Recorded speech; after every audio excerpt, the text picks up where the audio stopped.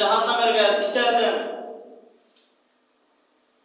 এই পানিটা জাহান্নামের গায়ে ছিটিয়ে দেওয়া মাত্রই জাহান্নাম পিছন দিকে দৌড়াইতে থাকবে।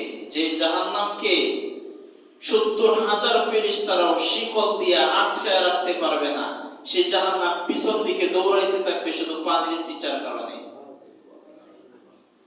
তখন আল্লাহ রাসূল সাল্লাল্লাহু আলাইহি ওয়াসাল্লাম বলবেন, হে আমার রব, হে আমার মালিক, এটা আপনি কেমন পানি দিয়েছেন, কিসের পানি দিয়েছেন?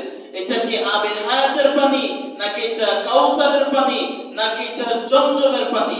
এটা কিসের পানি দিলেন যে পানি দেওয়া মাত্রই জাহান্নাম দৌড়াইতে দৌড়াইতে পিছনে যাইতেছে, যে জাহান্নামকে ফেরেশতারা শিকল লাগায় ধরে রাখতে পারে না, আর সে পানি দেওয়া মাত্রই জাহান্নাম পিছনে দৌড়াইতেছে? এটা কিসের পানি? আল্লাহ তাআলা ডাক দিয়ে বলবেন, হে নবী, এটা আবে হায়াতের পানিও না, এটা কাউসারের পানিও না, এটা জমজমের পানিও না, এটা আপনার গুনাহগার উম্মতের পানি। সুবহানাল্লাহ, এটা আমার গুনাহগার বান্দাদের চোখের পানি। আর সেই চোখের পানিটা আমি আল্লাহ তাআলা অযথাই ফেলা দিয়ে নাই গো নবী, আমি সেই পানিটাকে জমা করে রেখেছি। আমি আমার বান্দাদের প্রত্যেকটা চোখের পানির ফোঁটা ফোঁটা আমি জমিয়ে রাখছি।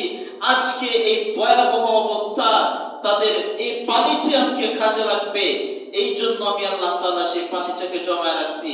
আজ সেই আমার প্রিয় বান্দাদের চোখের পানির দেওয়া মাত্রই জাহান্নাম পিছনে দৌড়াইতেছে। সুবহানাল্লাহ।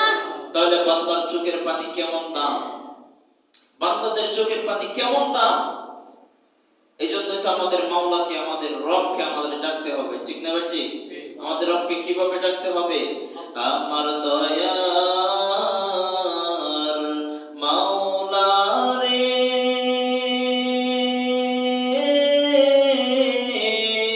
আমার মায়ার মাবুদ রে, কোথায় গেল